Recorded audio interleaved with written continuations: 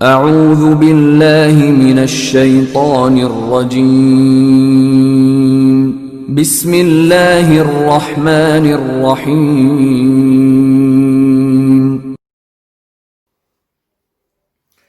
اعوذ باللہ من الشیطان اللعین الرجیم بسم اللہ الرحمن الرحیم الحمدللہ رب العالمین وصلی اللہ علی نبی الکریم وعلی آلہ الطیبین الطاہرین المعصومین المنتجبین اما بعد یا ایھا الرسول بلغ ما انزل الیک من ربک۔ عزیزان محترم، خطبہ غدیر کے سلسلے میں آپ حضرات سے گفتگو جاری و ساری ہے۔ 11ویں منزل پر رسول خدا صلی اللہ علیہ وسلم فرماتے ہیں کہ یا معاشر الناس الحجاج معون ونقاتهم مخلف علیہم واللہ لا یضیع اجر المحسنین۔ معاشر الناس حج البیت بکمال الدین وتفقہ ولا تنصروا علی مشاہد الا بتوبۃ و اخضاع۔ اللہ اکبر۔ 11ویں منزل پر پیغمبر اسلام صلی اللہ علیہ وسلم فرماتے ہیں بتحقیق حج اور عمرہ شاعر خداوندی میں سے ہے۔ جو بھی حج اور عمرے کا قصد رکھتا ہے وہ صفا و مروہ کے درمیان طواف کر سکتا ہے، صحیح کر سکتا ہے، اور جو اعمال صالحہ انجام دے گا خدا اس کی جزا دینے والا اور اس کے عمل سے آگاہ ہے۔ اے لوگو، خانہ کعبہ کی زیارت کے لیے جاؤ۔ جو گھرانہ بھی مکے میں داخل ہو خدا اسے غنی کر دے گا، اور جو خاندان مکے سے منہ موڑے گا وہ فقیر اور فقر میں مبتلا ہو جائے گا۔ اے لوگوں، جو مومن بھی حج کرے گا تو اس کے گزشتہ گناہ بخش دیے جائیں گے، اور گویا حج کے بعد نئے سرے سے اس نے اپنی زندگی کا آغاز کیا۔ اے لوگوں، حجاج بیت الحرام کی مدد ہوتی ہے، اور ان کے سفر میں جو بھی اخراجات ہوتے ہیں ان کے لیے اخراجات کا ذخیرہ ہے۔ خداوند عالم اعمال صالحہ انجام دینے والوں کی جزا کو ضائع نہیں ہونے دیتا۔ اے لوگوں، ضروری استطاعت اور کامل دین کے ساتھ حج انجام دو، اور مراسم حج سے اس وقت تک نہ پلٹنا جب تک تمہارے گناہ معاف نہ ہو جائیں۔ اے لوگوں، نماز قائم کرو اور زکوٰۃ ادا کرو جس طرح خداوند عالم نے حکم دیا ہے۔ اگر کچھ مدت تمہاری ایسی گزری کہ جس میں تم نے احکام الہی کی بجا آوری نہ کی یا بھول گئے تو علی علیہ السلام تمہارے درمیان تمہارے صاحب امر اور احکام خداوندی کو تمہارے سامنے بیان کریں گے۔ علی وہ شخص ہے جس کو خدا نے میرا جانشین مقرر کیا، وہ تمہارے سوالات کے جوابات دیں گے، اور جو کچھ تم نہیں جانتے ہو وہ سب تمہارے لیے بیان فرمائیں گے۔ آگاہ ہو جاؤ، حلال حرام اتنے زیادہ ہیں کہ ایک مجلس میں تمہارے سامنے بیان نہیں کیے جا سکتے۔ یہ پیغمبر اسلام فرماتے ہیں، اور ان تمام کا تعارف نہیں کروایا جا سکتا، اور ان کے امر و نہی کا حکم نہیں دیا جا سکتا۔ پس خدائے صاحب عزت و جلالت کی طرف مجھے حکم دیا گیا ہے کہ علی امیر المؤمنین کے لیے تم لوگوں سے بیعت لوں، اور ان کے بعد آنے والے اماموں کی بھی بیعت کروں، اور وہ امام جو مجھ سے اور علی سے ہیں ان کا آخری قائم مہدی ہے جو قیامت تک حق سے فیصلہ کرے گا۔ اے لوگو، ہر حلال جو تمہیں میں نے بتایا ہے، ہر حرام جس سے میں نے تمہیں روکا ہے، اس کا حکم ہمیشہ کے لیے ہے، نہ کہ میں اسے پلٹا ہوں کہ بدل دوں، اور نہ ہی میں نے ان میں کوئی تبدیلی کی ہے۔ اس حقیقت کو ہمیشہ یاد رکھنا اور محفوظ رکھنا، اس کی تلقین کرنا، یاد دہانی کراتے رہنا، اس میں کوئی تبدیلی کرنے والا نہیں ہے۔ بتحقیق میں مکرر کہہ رہا ہوں، بار بار کہہ رہا ہوں کہ نماز قائم کرو، زکوٰۃ ادا کرو، امر بالمعروف نہی عن المنکر کرتے رہنا۔ یہ ہے سب غدیر کا خطبہ۔ علی ولی اللہ پڑھنے والوں، یہ سارے پیغامات ہیں پیغمبر کے۔ ہم صرف ولایت تک نہ رک جائیں۔ آواز دیا امر بالمعروف، لوگوں کی اچھائی، ہدایت، برائیوں سے روکنا، نماز قائم کرنا، زکوٰۃ ادا کرنا۔ آگاہ ہو جاؤ، اصل میں امر اور نہی میرے فرامین پر عمل کرنے کا نام ہے۔ میرے آرڈر کو فالو کر لو، یہ امر ہے۔ میرے منع چیزوں کے رک جاؤ، یہ نہیں ہے۔ لہذا میری وصیت سب تک پہنچا دو اور اس کو انجام دینے کا حکم دو۔ اس کی مخالفت سے لوگوں کو ڈراؤ، یہ میرے صاحب عزت اور جلال خدا کا حکم ہے۔ جان لو کہ امر بالمعروف اور نہی عن المنکر امام معصوم کے وجود کے بغیر وجود میں نہیں آ سکتا۔ یہ ساری چیزیں ولایت کے ساتھ ہے۔ امر و نہیں، جتنے بھی اچھے لوگ آرڈر دیتے رہیں آؤ تبلیغ کی باتیں کریں، آج یہ دین کی باتیں کریں، جہاں ولایت علی نہیں ہے وہاں یہ کچھ نہیں ہے۔ امام معصوم، پیغمبر فرماتے ہیں امام معصوم کے وجود کے بغیر یہ امر و نہیں ہو سکتا۔ اے لوگو، علی کے بعد آنے والے اماموں جو سب ان کی اولاد ہیں کا تعارف قرآن نے کروا دیا ہے۔ قرآن نے سب کے نام بتا دیے ہیں، سب کے تعارف کرا دیے، سب کی پہچان کرا دی، اور میں نے بھی تمہارے سامنے ساری پہچان کروا دی۔ وہ سب مجھ سے ہیں اور میں ان سے ہوں، جیسا کہ خداوند عالم خود قرآن مجید میں ارشاد فرماتا ہے کہ ہم نے امامت کو ایک ہمیشہ رہنے والی حقیقت کی صورت میں اولاد پیغمبر میں قرار دیا ہے۔ سورہ زخرف آیت نمبر 28۔ اور میں بھی کہتا ہوں کہ جب تک تم لوگوں نے قرآن و عطرت سے تمسک کیا ہرگز گمراہ نہیں ہوگے۔ اے لوگو، تقوی اور تقوی روز قیامت سے ڈرو، جیسا کہ خداوند عالم کا ارشاد، اللہ نے ارشاد فرمایا کہ قیامت کا دن زلزلہ کوئی معمولی نہیں، ایک بڑی چیز ہے۔ روز قیامت کا زلزلہ کوئی معمولی چیز نہیں ہے، بہت بڑی چیز ہے۔ موت کو یاد کرو اور خداوند عالم کی بارگاہ میں حساب و کتاب، اپنے اعمال کے ترازو اور محاسبے کو یاد رکھو، جزا اور سزا کو یاد رکھو۔ جو بھی اعمال نیک کے ساتھ آیا اسے اس کی جزا ملے گی، اور جو بھی برائیوں کے ساتھ آئے جنت سے کوئی فائدہ نہ اٹھا پائے گا اس برائی کے ساتھ، اگر علی ولی اللہ نہیں ہے۔ نمبر 12، علی علیہ السلام کے عمومی اور جنرل بیعت کا حکم۔ پیغمبر اسلام نے فرمایا، اے مسلمانوں، تمہاری تعداد اس سے کہیں زیادہ ہے کہ تم لوگ خود اپنے ہاتھوں سے اپنے تپتے صحرا میں، بھیانک دھوپ میں میرے ہاتھ پر بیعت کر سکو۔ لہذا خداوند عالم کی جانب سے مجھے حکم ہوا ہے کہ میں تم لوگوں سے ولایت علی اور ان کے بعد آنے والے اماموں کی امامت جو میرے اور علی کے اولاد میں سے کے بارے میں قرار لے لوں، بیعت لے لوں، وعدہ لے لوں۔ میں تم لوگوں کو اس بات سے آگاہ کر چکا ہوں کہ میرے فرزند علی کے صلب سے ہوں گے، کہیں اور خاندان سے نہ ڈھونڈنا، وہ میری خاندان کے ہوں گے، علی کی نسل سے ہوں گے۔ لہذا تم لوگ کہو کہ یا رسول اللہ، ہم آپ کا فرمان سن رہے ہیں اور آپ کو تسلیم کرتے ہیں، اس پر راضی ہیں اور اس کے اس حکم کی اطاعت کرتے ہیں جو کہ خداوند عالم کی طرف سے آپ نے ہم تک پہنچایا ہے۔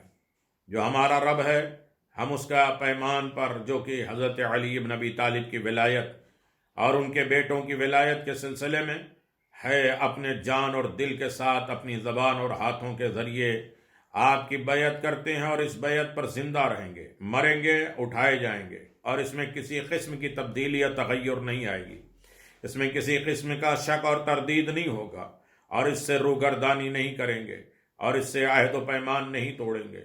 خداوند عالم اور آپ کی اطاعت کرتے ہیں، اور علی امیر المؤمنین اور ان کے بیٹوں کی اطاعت کرتے ہیں۔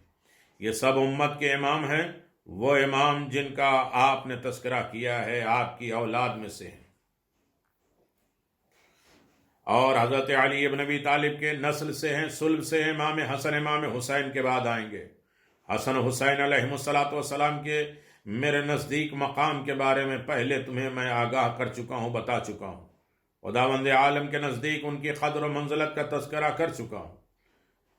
امانت تم لوگوں کو دی گئی ہے، یعنی کہہ دیا گیا ہے کہ یہ دو بزرگوار ہستیاں جوانان جنت کے سردار ہیں، اور میرے اور علی کے بعد امت مسلمہ کے امام ہیں۔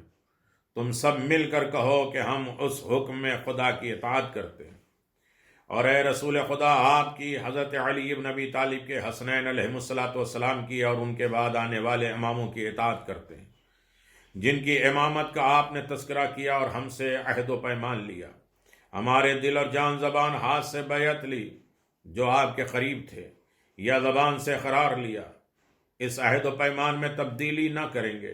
خداوند عالم کو اس پر گواہ بناتے ہیں جو گواہی کے لیے کافی ہے۔ اے رسول خدا صلی اللہ علیہ وسلم، آپ ہمارے اس پیمان پر گواہ ہیں۔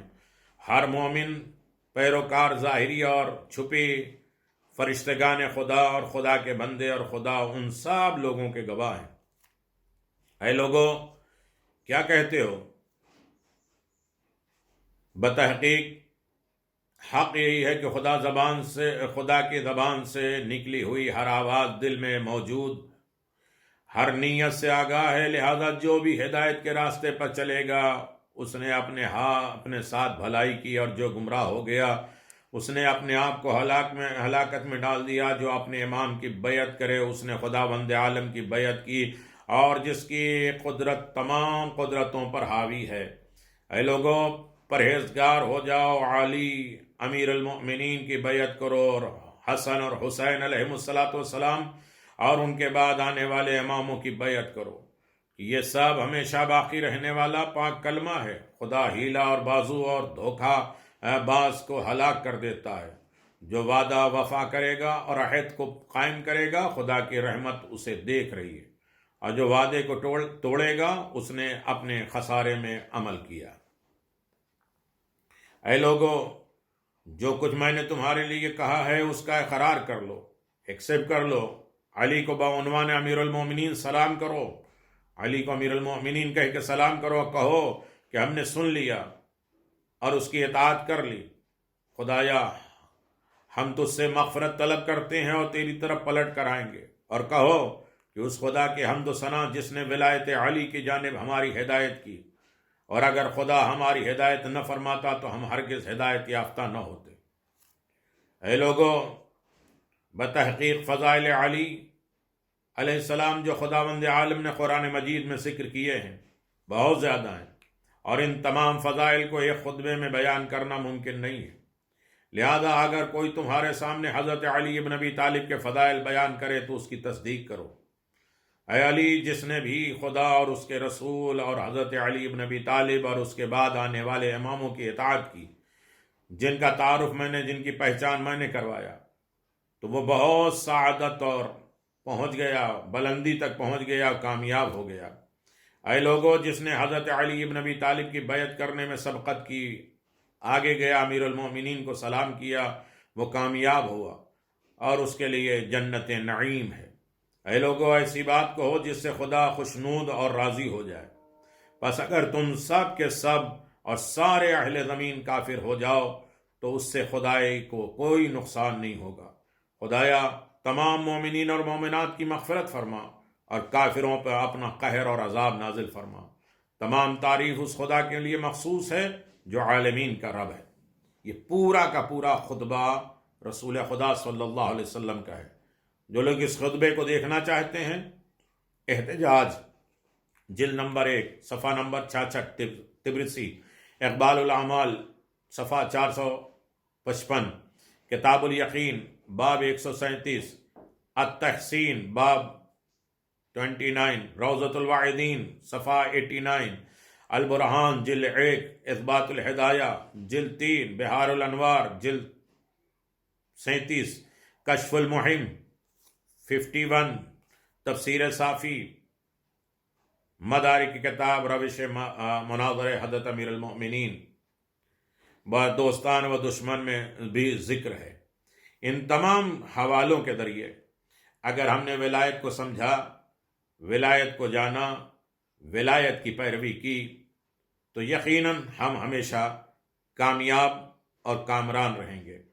ہمیشہ ولایت علی ابن ابی طالب، الحمدللہ رب العالمین وصلی اللہ علی سیدنا محمد وعلی بیتہ اطہار ومنتجمین علی جمیع الانبیاء والمرسلین۔ آپ دیکھیں، واقع غدیر ایک ایسا واقعہ ہے جو اپنے بارے میں ہر قسم کے رد عمل اور مثبت اور منفی نقطہ نظر کے باوجود پوری تاریخ اسلام پر اثر انداز ہے، اور ہر آدمی خوفزدہ ہے آخری غدیر کے وارث سے۔ ولایت علی پر سب کی جان جاتی ہے، اور اس نے اسے اپنے گرفت میں رکھا ہے، اور اسے واقعے نے اسلامی معاشرے میں گہرے اثبات مرتب کر لیے۔ لہذا اسے ایک ضمنی اور جزوی یا اس کا ایک پارٹ، ایک اسلام کا حصہ نہیں سمجھنا چاہیے، مکمل دین سمجھنا ہے اور اسے نظر انداز نہیں کرنا ہے۔ اسی طرح تاریخ اسلام کے مختلف حوادث اور واقع غدیر کے اثرات اور ان کے وسیع اسلامی حیثیت پر توجہ کیے بغیر اسے محض ایک مسلکی مسئلہ بھی قرار نہیں دینا چاہیے کہ یہ تو شیعوں کا مسئلہ ہے کیا۔ واقع غدیر کے مطالعے کے دوران ہم ایسی متعدد روایتیں اپنے سامنے رکھیں جس کو کاٹنا ناممکن ہے، اور یقیناً ہر انسان دیکھ لے کہ واقع غدیر تک پہنچ جائے، اور الفاظ کے معمولی فرق میں اس بات کو بیان کیا گیا ہے۔ پیغمبر نے فرمایا کہ من کنت مولا فہذا علی مولا، سب نے نقل کیا ہے الگ الگ لفظوں میں، جس کا میں مولا ہوں یہ علی اس کے مولا ہے۔ کتاب غدیر نے مکمل اس کا تعارف کرایا۔ اعلان ولایت، خداوند عالم نے قرآن مجید میں فرمایا یا ایھا الرسول بلغ ما انزل الیک من ربک وان لم تفعل فما بلغت رسالہ واللہ یعصمک من الناس، سورہ مائدہ 5واں سورہ آیت نمبر 67۔ پھر فرمایا الیوم اکملت لکم دینکم واتممت علیکم نعمتی ورضیت لکم الاسلام دینا، سورہ مائدہ آیت نمبر 3۔ مفسرین کہتے ہیں کہ پہلی آیت یا ایھا الرسول بلغ حجت الوداع سے واپسی کے موقع پر نازل ہوئی۔ سورج آسمان کے بیچ اور 20 پوری آب و تاب اور گرمی و چمک کے ساتھ موجود تھا۔ خدا کی طرف سے پیغمبر پر وحی آئی یا ایھا الرسول بلغ ما انزل الیک من ربک، اے میرے پیغمبر پہنچا دو۔ یہ حکم کیا تھا؟ حضرت علی بن ابی طالب کے ولایت کا اعلان تھا، کیونکہ نزدیک ہے کہ آپ اپنے رسول کو اپنے پاس بلائیں اور حضرت اس دنیا سے کوچ کر جائیں۔ ایسی صورت میں آپ امت کے انتظام کر کے جا رہے ہیں۔ علی اور ان کے بعد ان کی نسل میں آنے والے امام اور دین اور مذہب، شریعت، سب کچھ آپ نے اپنے خطبے میں ڈال دیا، اور پھر اس کے بعد آپ گھبرائیے نہیں، میں آپ کی حفاظت کروں گا۔ وَإِن لَّمْ تَفْعَلْ بَلَّغْتَ رِسَالَةَ، اگر یہ نہیں پہنچایا تو آپ نے کچھ بھی نہیں پہنچایا۔ یہ سارا خطبہ آپ اپنے ذہن میں رکھیے۔ ولایت کے معنی حاکمیت کے ہیں، ولایت کے معنی صرف دوست کے نہیں ہیں۔ پیغمبر اسلام صلی اللہ علیہ وسلم کا ارشاد ہے من کنت مولا سے یہ بات سامنے آتی ہے کہ ولایت سے مراد حاکمیت ہے، سرپرستی ہے، اقتدار ہے اور مسلط ہے، صاحب اختیار ہے۔ کیونکہ اگر یہاں مولا سے مراد حاکمیت نہ ہو تو پیغمبر کی اس تمہید کا موضوع سے کوئی رابطہ نہیں ہے۔ پھر اس کے بعد حضرت نے فرمایا اللہم وعلی من والا بار الہ، جو کوئی اس سے محبت کرے تو بھی ان سے محبت کر۔ اس مقام پر پیغمبر کی مد نظر وہ حاکم ہے جسے مدد اور نصرت کی ضرورت ہوتی ہے، جسے اس بات کی ضرورت ہوتی ہے کہ حق ہر حال میں اس کے ساتھ رہے۔ یہ سوچو، اللہ نے خود کہا ہے ان ینصر اللہ تنصرکم، اگر تم اللہ کی مدد کرو گے، یعنی ہم بندے ہو کے بھی خدا کی مدد کریں، تو اگر ادھر حاکم ولی کے مدد کریں گے تو اصل میں میری مدد ہوگی۔ اسی لیے پیغمبر نے یہ مدد کر کے اعلان کر دیا۔ بعض لوگ کوشش کرتے ہیں کہ من کنت مولا فہذا علی مولا کی تفسیر کریں، جو کوئی مجھ سے محبت کرتا ہے وہ علی سے محبت کرے، جو کوئی میری نصرت اور مدد کرے وہ میری علی کی نصرت کرے۔ ایسے لوگوں کا جواب میں یہ بات کہی جا سکتی کہ اتنی سی بات بیان کرنے کے لیے اتنے عظیم اجتماع اور مسلمانوں کو اس قدر مشقت اور زحمت اور سختی میں ڈالنے کی ضرورت کیا ہے؟ اس طرح پیغمبر کی جانب سے علی کے مددگار لوگوں کے حق میں دعا کرنے کی ضرورت کیا ہے؟ یعنی ان بحثوں کو میں آپ کی خدمت میں بیان کر چکا ہوں۔ ولایت کے لیے حضرت علی ابن ابی طالب کے انتخاب کی وجہ بھی اگر انسان تلاش کرے کہ کیوں علی کو، کیوں، اس لیے کہ شب ہجرت میں بھی علی شب اور روز پیغمبر کے ساتھ رہا کرتے تھے۔ یہی وجہ ہے کہ وہی کے بارے میں پیغمبر نے آپ سے فرمایا انک تسمع ما اسمع وترى ما ارى، جو چیزیں میں سنتا ہوں وہی تم سنتے ہو، جو میں دیکھتا ہوں وہ تم دیکھتے ہو۔ یعنی ایک بالکل پیغمبر کے دوست، ہم منصب، ہم طریقہ، وہی خلافت کے لیے حضرت علی بن ابی طالب کی اہلیت بھی تھی، اس کے علاوہ کوئی حقدار نہیں تھا خلیفہ ہونے کا۔ اس کو بھی پیغمبر اسلام نے بارہا بیان کیا۔ پیغمبر کا حضرت علی کو اپنی سرپرستی میں لینا یہ بھی ایک کمال ہے۔ علمنی شئنا ابلغ الخطوات، یہ مجھے کسی ایسی چیز کی تعلیم دیجیے جس سے آپ کے نزدیک میرا رتبہ بڑھ سکے۔ یہ امیر المومنین کا ہے۔ امام جعفر صادق علیہ السلام نے فرمایا انظر الی ما بلغت بہ علی من الخطوات عند اللہ تعالی، اس چیز کو دیکھو، اس پر عمل کرو جو رسول خدا کے نزدیک علی کے اس رتبے تک پہنچنے کا باعث ہے۔ انہوں نے راست گوئی اور امانت داری اور کے ذریعے قدر و منزلت فرمائی ہے۔ پیغمبر نے حضرت علی کی تربیت کا اس انداز سے کی ہے کہ وہ آپ کے مانند ہو گئے، آپ کی طرح ہو گئے۔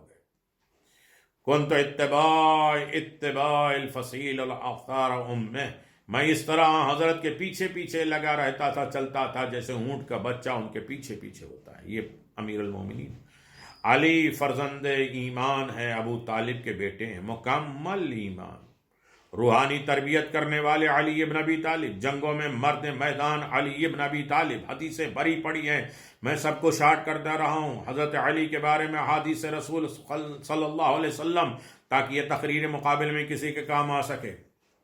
اس حوالے سے کیا مسئلہ صرف جذباتی نوعیت کا ہے؟